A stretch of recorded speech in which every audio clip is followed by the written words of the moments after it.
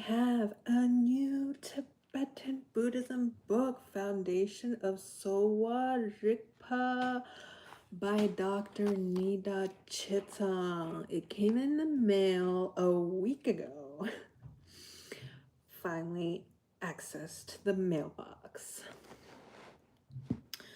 This is a medicine Buddha. This is an ancient way of detecting illnesses, reading your pulse this way. And today I'll read a brief section on diagnosis because I'm most interested in this section. It's called urinalysis, the analysis of someone's urine. And guess what?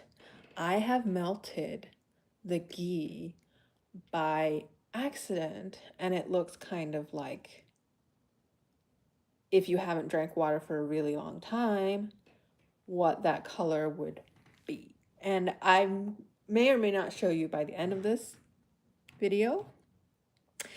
The practice of uroscopy or urinalysis is a very ancient practice in Tibet. Urinalysis is found in both Buddhist and Bon contexts. Bon is the pre-Buddhist religion of Tibet. And it has its roots in indigenous Tibetan shamanic practices and forms of divination. The reading of signs in patients' urine is taught in many ancient texts and practiced by doctors today, like Dr. Nida Chenagtsang. His picture is in this book with his teacher, a Nakpa.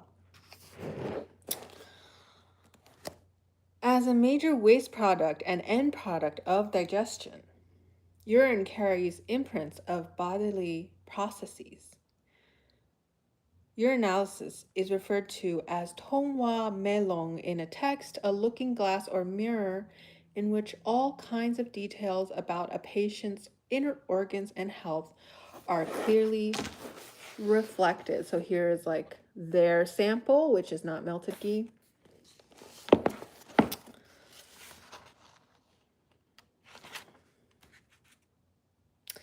Dr. Nejang Chenagtsang's theory is that urinalysis declined in European medicine due to over or misuse. A similar process happened with bloodletting. Doctors discovered that these methods were useful in many cases, but because the practitioners lacked well-rounded educations, they started overusing these techniques, applying them to every situation and patient even when they were inappropriate.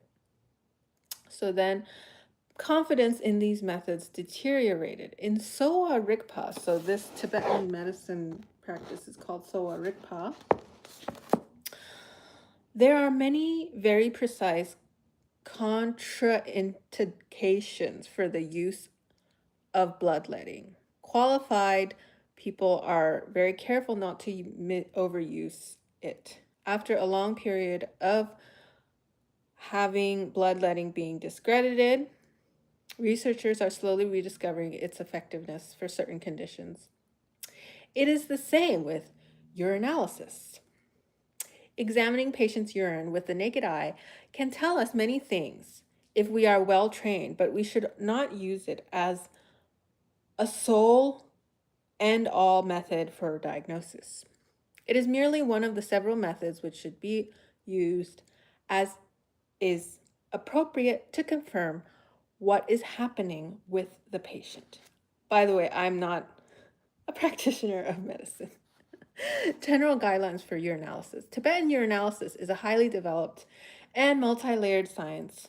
The branch devoted to urine assessment on the tree of diagnosis provides only very basic points about the practice.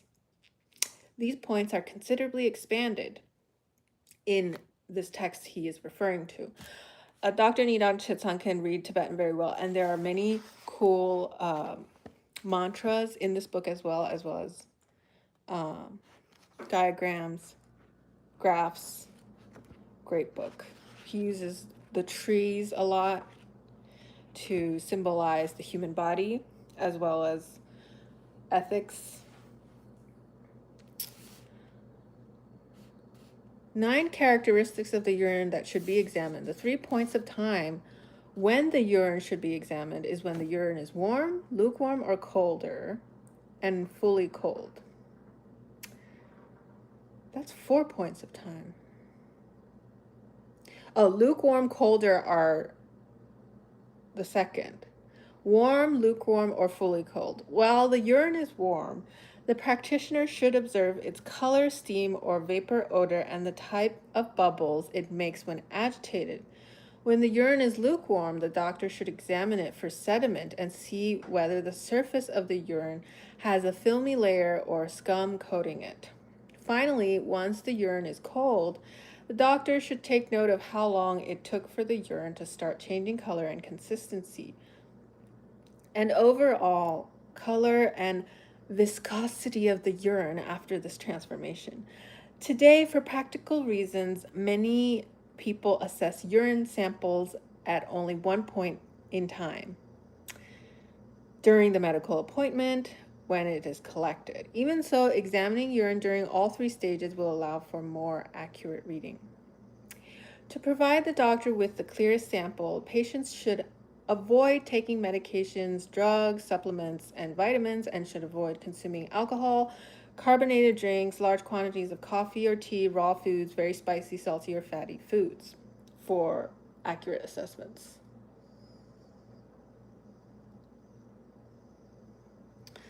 In the best case scenario, they had a good night's sleep, anywhere from 6 to 10 hours, should be in calm, undisturbed mental, emotional state, should not have drunk any liquids after midnight, and should not have engaged in sexual intercourse or masturbated before going to bed or before taking the sample.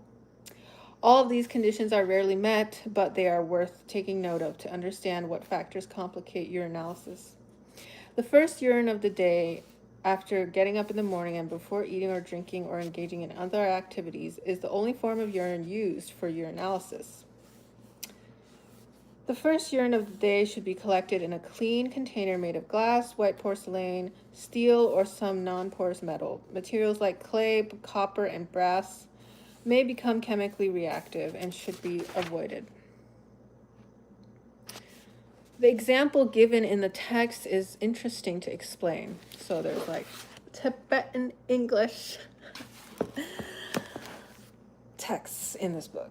The way the urine is transformed or processed is as follows. The dhamma and nikma of food and drinks in the stomach are separated out. The nikma are directed into the colon, and the solid liquid portions are separated. The liquid part travels through the Drukmo channels, the ureters, tubes connecting the kidneys and bladders, and gathers in the bladder. The dhamma passes through its station in the liver and is transformed into blood. The nikma of the blood accumulates in its location of the gallbladder as bile. The dhamma of the bile becomes the body's chusur. The nikma of the bile becomes kuya, the sediment of the urine. Traveling through the openings of the channels, it accumulates in the bladder. This is why the color of urine is changed by food. Since the sediment originates from the places where blood and bile are produced, whatever hot and cold natured disorders are in the body can be clearly seen in the urine. By way of analogy, it is like a traveling merchant who, while selling their wares, shares the news they have gathered. So the process of digestion and transformation of the dhamma and nikma, the pure and impure portions of food and drink, which we explored in the trunk of health. So there's like other chapters, I guess, trunk of disease. There's trunk of disease and trunk of health. I just flipped to the trunk of disease. And there's sky spirits, astrological influences, and the arising of disorders. Temporal rhythms are viewed in terms of their humoral and elemental qualities in Sola Rigpa. This framework of the elements and humors is like a unifying language or master key which allows us to make sense of systemic changes. Many different systems of astrology have incorporated this into language as well. So, Mensekang means houses of medicine and astrology, which teaches medical curricula. Adverse astrological influences are not always implicated in patients' problems, but in the useful percentage of cases where they are, ritual procedures for resolving issues can prove useful. Astrological principles can be used to make diagnoses. One example is the 5 dakinis method, a simple diagnostic procedure where one determines what niapa are most imbalanced for a patient based on the day when the symptoms appear or have appeared. So Sunday is the sun for the Romans, Tuesday Mars, today is Mars Day, Wednesday Mercury, Thursday Jupiter, Friday Venus, Saturday is Saturn. So for the Tibetan medicine, they also use a similar scale where they determine which day the disease appeared and how that will proceed for the patient.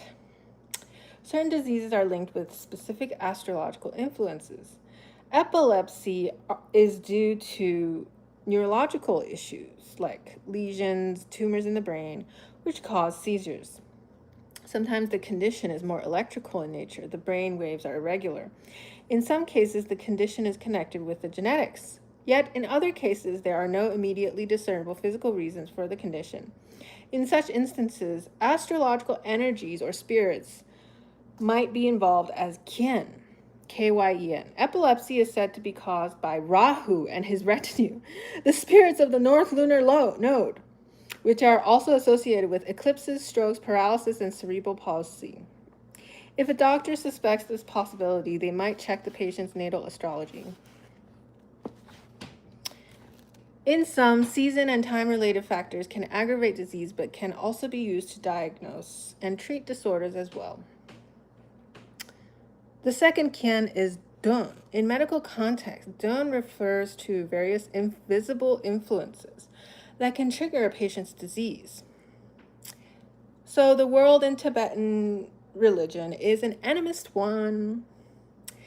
In this view, the landscapes and ecosystems through which we live and move as human beings are understood to be populated by a host of non-human beings, which have their own lives, priorities, and points of view.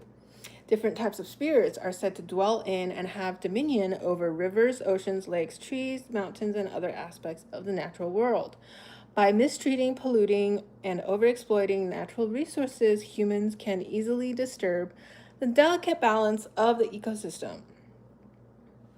This in turn disturbs the spirits who live and hold sway there, who lash out at humans and cause illnesses.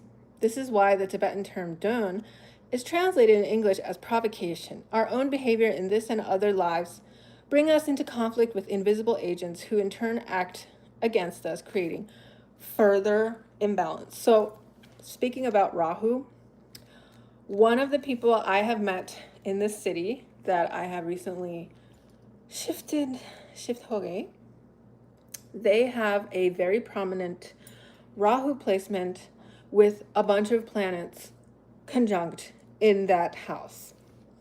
And Saturn, Sun, Rahu in the same house can create problems with authority. And so unfortunately, this person has a very rough life because of their relationship with the current authority. And she has a lot of legal issues and a lot of health issues too. So I think that is related to this Tibetan worldview where, right, like she was born under this astrological influence, but then it wasn't like predestined that she would have all these physical problems. It just so happened that her actions in this life, without considering karma, cause, and effect, may have brought even more problems to her physical being because of her attitude towards authority and having court issues, etc. In addition to spirits, dun can refer to invisible microorganisms like bacteria and viruses. Soa Rigpa and Buddhist texts have acknowledged the existence of sinbu, various kinds of bugs which live in human bodies. It is a broad category and can refer to parasites, worms, etc. Dun is also connected with the Tibetan concept of a type of contaminating energy picked up from physically or culturally impure people, places, objects, and substances. It also includes adverse astrological spirits and forces, and so overlaps with the first category that I have mentioned maybe 10 minutes ago. If you guys want to watch this after I'm done with this live, you can watch it. Dön is about our relationships with non-human entities and the broader sentient environments through which we move as humans. At the same time, it is strongly connected with our own minds. The chapters in the Men-na-gyu, which deal with Dön provocations, describe many conditions which a modern psychiatrist would call mood or psychotic disorders. Provocation disorders can manifest as full-blown possession by spirits, but in many cases they are more subtle and indirect. Fear, anxiety, overthinking, and other mental emotional disturbances are all symptoms of Dön provocation. At the same time, fear, anxiety, and intense states of grief and emotional distress can make patients more vulnerable to Dön as well. Our responsibility to the environment, the idea that the world is filled with invisible beings, which can get upset and make humans sick, may seem old-fashioned or silly, yet traditional ideas can seem strikingly modern when we understand the origins of certain diseases in a wider context. The Tibetan word Nyan refers both to severe contagious diseases and to the land spirits which help trigger these sort of disorders when provoked. It is also the word for the type of long-horned indigenous Tibetan mountain sheep. These wild sheep live in the same places Nyan spirits do. Traditionally, these sheep were allowed to roam free and harming or hunting them were prohibited. They were treated as the messengers or property of the spirits who were the original owners and inhabitants of the untamed landscape. Other wild animals, wolves, certain birds, and so on, were also treated as special taboo animals. The connection between land spirits, wild animals, pathogens as weapons, and epidemic disease can also be seen in things like the pandemic. Flu-like contagious diseases are associated with the mother goddess spirits who live in the air, in lakes, and forests. These types of spirits are represented as holding plates of food, medicines, and riches in one hand and a bag or pouch filled with contagious diseases in the other. When we disturb or destroy ecosystems or hunt wild animals, we come into contact with new viruses and bacteria which can become deadly plagues. Using the lens of Dön provocation, we can see viruses in animals like bats or raccoon dogs as the weapon of the mamo, as their reaction to the abuse of animals and resources they have dominion over.